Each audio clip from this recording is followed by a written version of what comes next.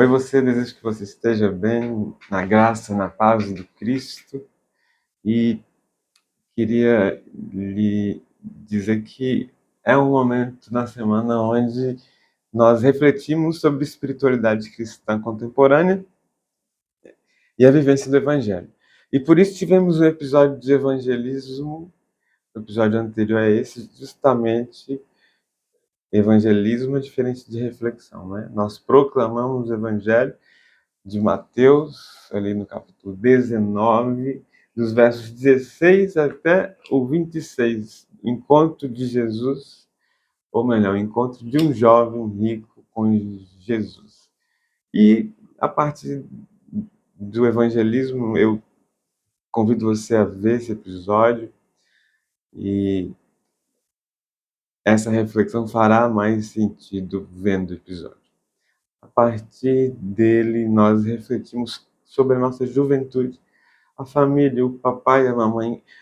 Qual o papel da família hoje e qual o papel do pai e da mãe na sociedade do século XXI?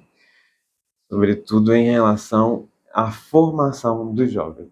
Exato, o nosso foco é o jovem. De antemão, o Espírito Santo está aqui, ele está presente, assim eu creio, e eu oro para que ele te console. Quando você reproduzir esse vídeo, você papai, você mamãe, você jovem, você que deseja entender como que este século, como que este mundo tem destruído a vida da nossa juventude, eu oro em nome de Jesus, para que o Espírito Santo lhe dê discernimento, assim como para que ele esteja aqui usando esse frágil século. Bom, para quem não me conhece, para quem chega agora aí, meu nome é Rafael, eu sou apenas um servo de Jesus que anuncia o reino de Deus que está próximo de você. Nós, do canal Maravilhosa Graça, nos baseamos no Evangelho, pregamos o Evangelho sem religião e sem irreligião. Em um momento nós vamos refletir sobre isso. Bom, é importante nesse momento que vocês saibam que nós vamos refletir sobre a juventude, a família, papai e mamãe, de maneira breve, porque se formos nos aprofundar de fato, se torna aí uma disciplina de uma grade curricular universitária. Só para que vocês entendam que eu não estou falando de ouvir dizer ou de uma revista que eu li. Eu trabalho, um dos meus fazeres, um dos meus talentos, eu coloco a serviço do reino. Eu trabalho com psicanálise clínica e com sociologia. Inclusive, já ministrei a disciplina de sociologia da família para curso de pós-graduação. Então, existe um lugar de fala aqui neste tripé: psicanálise, sociologia e evangelho. Eu sou um discípulo de Jesus, um discípulo que não negocia o evangelho. Então, nós vamos ver o mundo sobrenatural sendo de fato confirmado pelos materialistas que até então não acreditam, mas eles escrevem teorias que no mundo sobrenatural já são preceitos, princípios, mandamentos, vivências há milhares de anos. Veja, é importante entender que hoje o pai e a mãe não exercem mais o papel que sempre exerceram na formação dos filhos. Que papel é esse? Nós vamos recorrer aqui ao Evangelho, às Escrituras e primeiro ao grande pediatra e psicanalista Donald Winnicott. Ele escreve a obra Tudo Começa em Casa e da pediatria à psicanálise, falando justamente sobre esse desenvolvimento do jovem, o desenvolvimento do eu do jovem, da identidade. A mãe, então, sustenta sustenta, segundo o Winnicott. A mãe é o sustento, ele chama de holding, é a contenção, é aquela que dá o sustento para aquela vida completamente dependente. E nós vamos às Escrituras, em Isaías, no capítulo 46, Isaías é um livro onde o profeta cuida dos israelitas, evitando ali rebeldia e sempre sustentando. Um livro de um profeta que tem muito cuidado com o povo, e no capítulo 46, ali onde os deuses da Babilônia desmoronam, ele mostra que o Deus de Israel, o povo prometido, os filhos da promessa, eles estão sustentados. Vejam o verbo, o Winnicott usa sustentar, a mãe sustenta. Isaías 46, versículo 3. Ouvi-me, ó casa de Jacó, resto que sobrou da casa de Israel, que desde o ventre eu carreguei, que desde o útero eu levei. Já na idade adulta continuo eu, e ainda na velhice eu mesmo sustentarei. Veja que aqui o profeta ele usa de uma comparação, colocando a maternidade como o mover de Deus que sustenta seu povo, seus filhos, desde o útero até a velhice. E a mamãe é assim. A obrigação dela para que o filho cresça saudável é sustentar, conter da invasão externa do mundo, no sentido de pessoas querendo pegar o bebê a todo momento, sustentar dando leite materno, enfim, ali até os 2 anos. O bebê, então, sentindo-se seguro dessa maneira, ele tem espaço para uma nova vivência agora, com o papai. O Winnicott, Donald Winnicott, esse inglês, escreve essa teoria do desenvolvimento maturacional do eu, em 1968, nesse século contemporâneo, nesse período contemporâneo, século XXI, e escreve ainda no século XX, né? E ele diz que o pai agora ele tem o papel de handling, mamãe sustentar, holding, papai handling, manejar. O papai é aquele que pega, retira do colo da mamãe e maneja, ensina. Mas aqui o Winnicott não fala de um ensino de tarefas da escola, ensinar um quebra-cabeça, enfim. O Winnicott está falando de ensinar para a vida. Ele pega o bebê e o bebê tem o primeiro contato com o mundo externo é através do pai, pisar na grama, brincar com o cachorro, tocar em elementos, objetos que antes ele não tocava, entrar numa piscina, areia, sentir areia nos pés. Então o pai é que ensina para a vida. E da mesma maneira, a Escritura também nos demonstra que há milhares de anos Deus diz que o papel do ensino é do papai.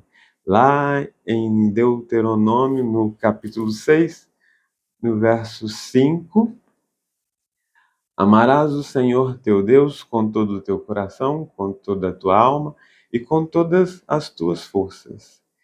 E trarás gravadas no teu coração todas estas palavras que hoje te ordeno. Tu repetirás com insistência a teus filhos e delas falarás. Quando estiveres sentado em casa ou andando a caminho, quando te deitares ou te levantares, tu as prenderás como sinal à tua mão e as colocarás como a faixa entre os olhos. tu as escreverás nas entradas da tua casa e nos portões da tua cidade. Veja, o Deuteronômio é um livro que pode ser dito assim como um livro da repetição, a segunda lei, é uma atualização que Moisés escreve quando os israelitas já estão entrando na terra prometida, sob a liderança de Josué, lembrando aqueles filhos do pai para que eles cumpram com o maior ensinamento, amar a Deus. Daí provém todos os outros, daí a posteriori vem todos os outros ensinamentos. Se você ama a Deus, se você ensina o seu filho a amar a Deus sobre todas as coisas, a lei, a graça vão nos transformando de fato em filhos de Deus. Então, Winnicott diz: o pai ensina, repete, sentado, deitado na grama, na praia, a criança agora a encarar o mundo de modo a não temê-lo. É o que está escrito há milhares de anos nas Escrituras. Então, o que acontece hoje é que o maligno, esse mundo jaz do maligno, ele entra na história do homem com um planejamento da derrota do homem, porque ele já é um derrotado, lançando, pois, os germes da maldade que parecem inofensivos. E por isso eu sempre gosto do acautelai-vos, para que não vos enganeis. Mateus 24, olha só. Lançaram aí a ideologia de gênero. Eu trabalho com sociologia. Ideologia de gênero, inicialmente, era a reivindicação da equiparação entre homem e mulher em relação a algumas questões que, por ordem biológica, psíquica, eram possíveis. Trabalhar fora de casa, não é assim que escreve Paulo a Timóteo. Paulo escreve o dever da mamãe. Queriam equiparar homem e mulher. No entanto, indo do mais raso ao mais complexo é impossível. E hoje, a ideologia de gênero, eu digo como estudioso, enquanto cientista curioso que continua estudando.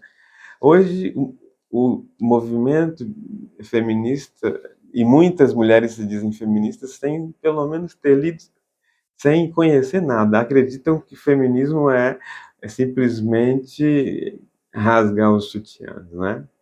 Permito-me aqui essa fala.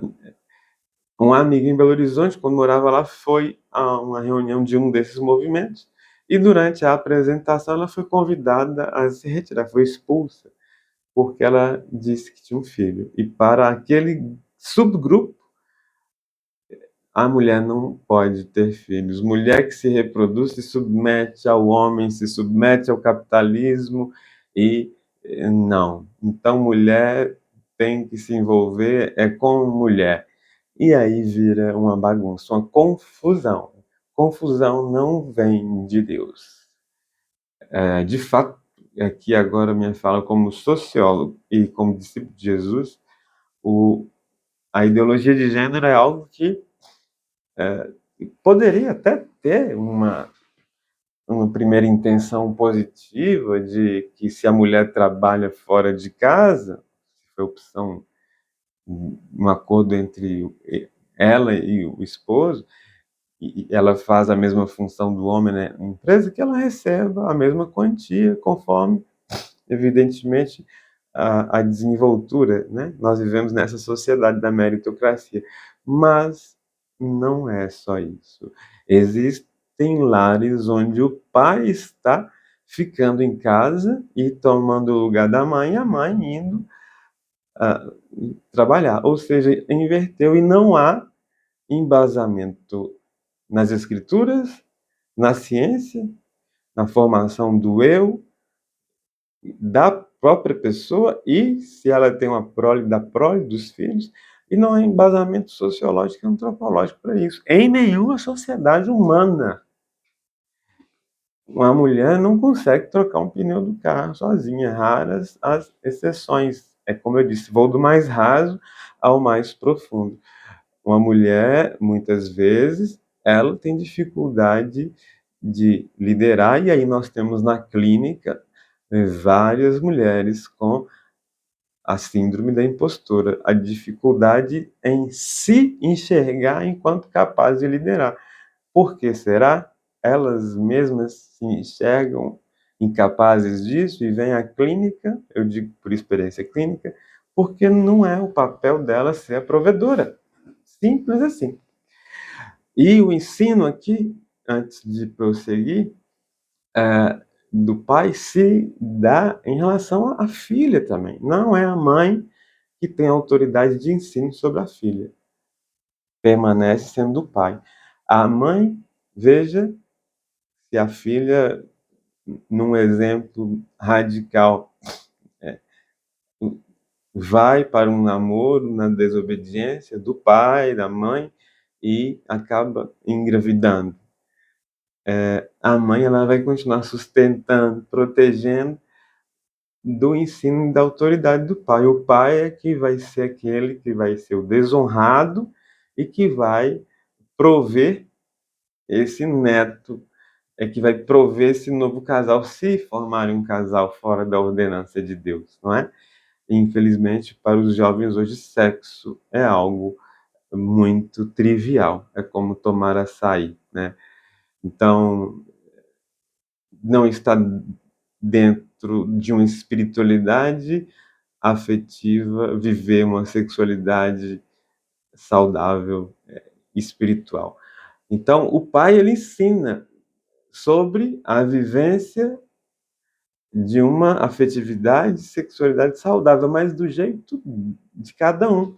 Hoje, muitos pais têm essa conversa aberta com as filhas, mas na minha geração, década de 80, eu me lembro, os pais, eles falavam mais ou menos assim, filha, toma aqui, né, R$ 50, eu vou te levar, quando forem 22h30, eu vou estar lá te esperando. E uma coisa, filha, cuidado, não desonra o papai. Tem muito carneirinho por aí. Tem muito carneirinho por aí que não tem a retidão que você tem. Então o papai está ensinando a filha a ser uma mulher de honra, a se preservar. É assim. É o pai, não é a mãe. Porque a mãe sustenta e protege, inclusive quando o pai vem à correção, percebam que equivocadamente a mãe tenta ali proteger, né? Isso é negativo e ruim do ponto de vista da psicopedagogia, porque divide o casal. Então, em falando na divisão do casal, voltamos à sociedade da ideologia de gênero. Essas funções não são mais feitas com excelência. Quando são feitas muito mal feitas, a do pai e da mãe, porque a ideologia de gênero fez o casal competir. Marido e esposa hoje, onde deveriam colaborar, cooperar para a família, que são competidores. Em competindo, o que acontece? Negligenciam os filhos, o filho, a filha. E aí todo o processo de desenvolvimento maturacional que a psicanálise fala através de Winnicott e dos seus alunos, e esse é um trabalho de 20 anos. Ele começou a pesquisar os casais que tinham o desejo de ter filhos, e esses filhos gestados, nascidos e crescendo até os 20 anos, ou seja, é uma pesquisa muito robusta, a do desenvolvimento maturacional. O Winnicott diz algo lindo: desde o desejo e o planejamento do casal em ter um filho, esta vida já existe. Um casal cristão vai orar, vai ter discernimento para cumprir a vontade de Deus em relação à vocação de paternidade e maternidade. Sim, é uma vocação, é um chamado. Então, hoje, eles negligenciando os filhos, o que acontece? Há um período, o Winnicott diz isso, da formação do eu, da criança, quando o pai tira do colo da mamãe e maneja, e a criança vai crescendo, da adolescência ali, entre, sobretudo, 15 e 18 anos, a formação da identidade. Tudo é ensinado, até o amor. Existem pessoas que não sabem amar, porque não foram ensinadas a amar. Isso é algo de fato. Então, negligenciando essa criança que se torna adolescente, quando vai se integrar, nós chamamos de integração na psicanálise, a formação da identidade, ela tem que fazer simbiose. Simbiose é depender momentaneamente de outro, de um grupo, para perceber o que daquele grupo, daquela pessoa que vai fazer parte da identidade dele, ou seja, tudo é ensinado. Simbiose é um exemplo, quando uma planta depende de outra para sobreviver. Uma orquídea ali depende de uma outra espécie para se acoplar a essa outra espécie e sobreviver. O jovem, igualmente, a simbiose principal é a do papai e da mamãe, porque a identidade do filho é uma cópia das identidades do papai e da mamãe com outras simbioses que ele viveu. E, a priori, deveriam ser simbioses positivas, estimuladas pelos pais. Levar ao futebol, escolinha de futebol, incentivar um instrumento, um grupo de jovens na igreja, seja ela qual for. Mas, não havendo isso, o que acontece? A simbiose que acontecer, deixa rolar. Eu me lembro que, na minha época, eu morava em Montes Claros, para todos que ouviam o norte de Minas, tinha um bairro Santa Rita e tinha a gangue da Carangola, né? Na época, as simbioses negativas eram assim, com essas gangues que roubavam bonés no centro da cidade. Hoje, a grande variável que mudou o mundo é a internet. A pior simbiose que o jovem faz, porque faz sozinho, sem instrução, é na rede social. E aí nós vamos entrar numa teoria do sociólogo e psicanalista Guy Debord, francês. Eu não tenho a obra dele, tenho em PDF. Quem quiser, é só mandar um comentário que eu envio. Onde ele escreve, em 1968, também junto com Winnicott, um livro sobre a sociedade do espetáculo. Essa sociedade do espetáculo que foi, de fato, se amadurecendo, vamos dizer assim, foi amadurecendo, e hoje é uma sociedade na rede social, onde o que vale é a mercadoria, que somos nós, em nossa performance, naquilo que mostramos, naquilo que aparentamos. O ser, de fato, não vale. Hoje, o que vale é o que nós representamos. E colocamos ali diante dos olhos dos outros, e isso gera uma angústia muito grande quando não se tem outras simbioses, outras relações a se estabelecer, porque a sociedade do espetáculo, ela é vazia de significado.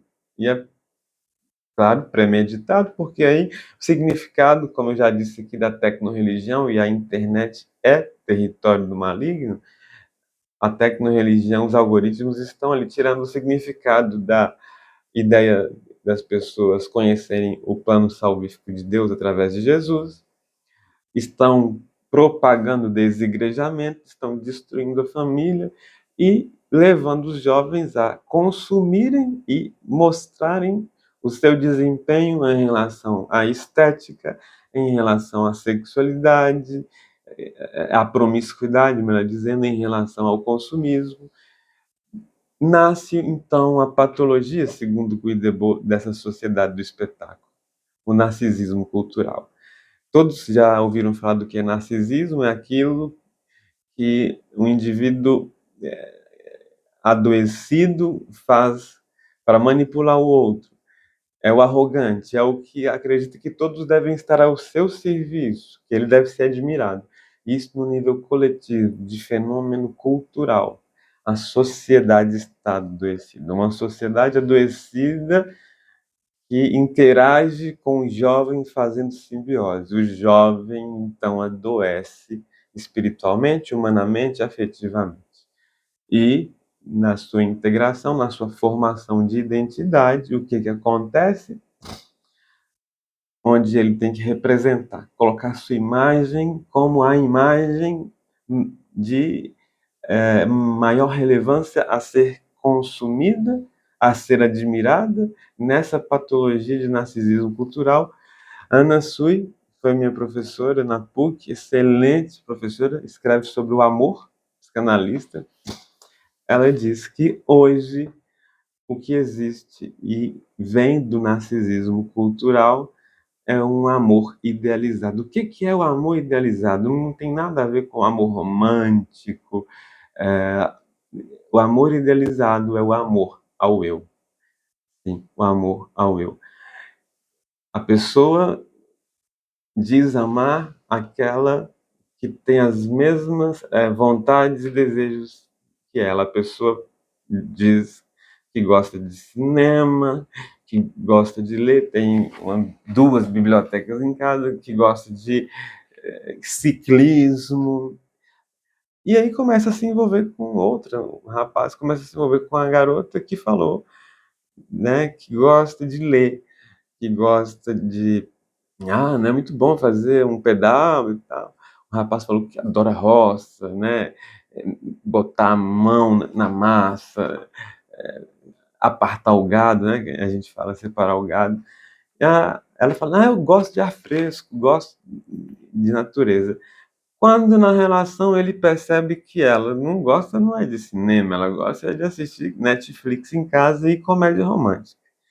Quando ele percebe que ela não gosta, não é de ciclismo, atletismo, de alto rendimento, ela gosta de dar uma pedaladinha ali na serra de 30 minutos e voltar. E não é de roça, é de verde, é de ar fresco, é coisa de uma manhã.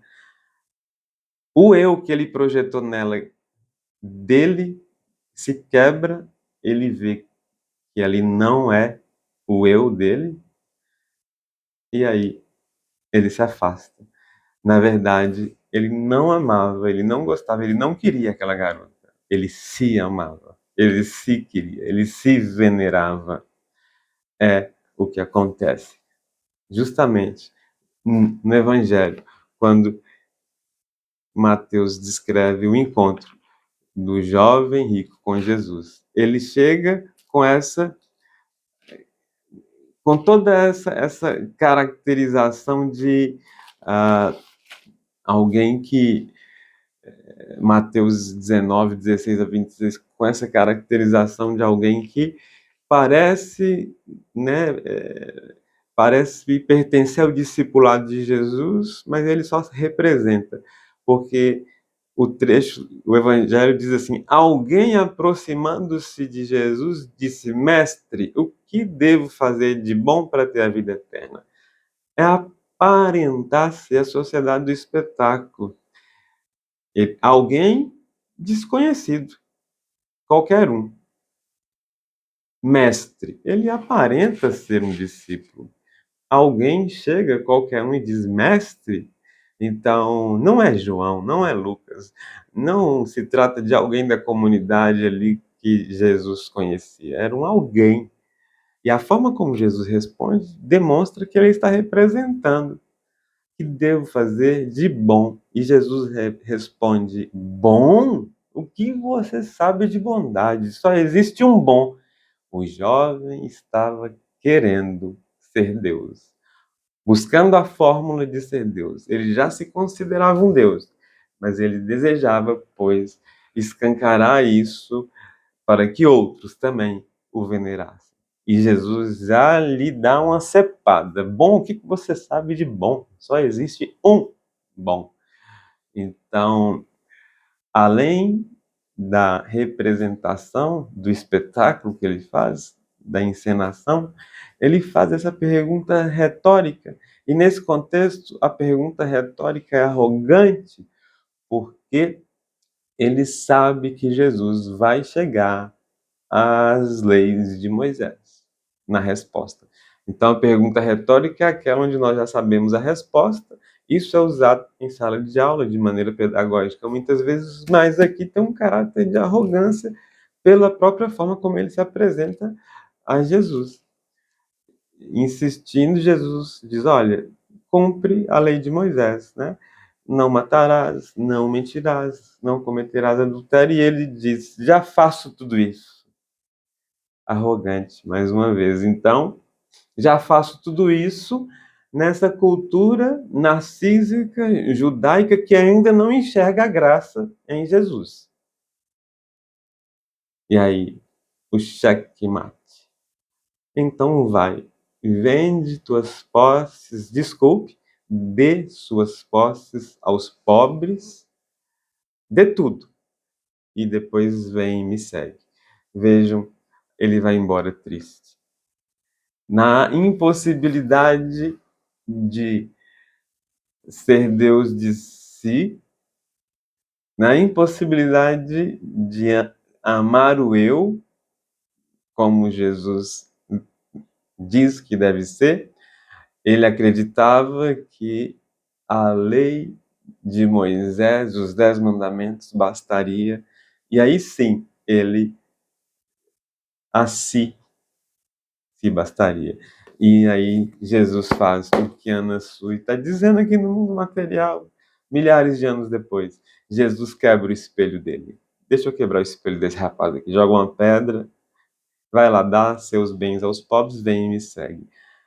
Ele se projetava como Deus, uma vez que cumpria a lei de Moisés e que encenava ser discípulo de Jesus. Essa tentativa de conciliar mestre, a graça, com a lei, né? Já cumpro todas essas leis. O impossibilita de seguir, porque agora, lendo a lei de Moisés, com uma chave hermenêutica que é cristã, é impossível não seguir o Cristo e se dizer, de fato, discípulo e não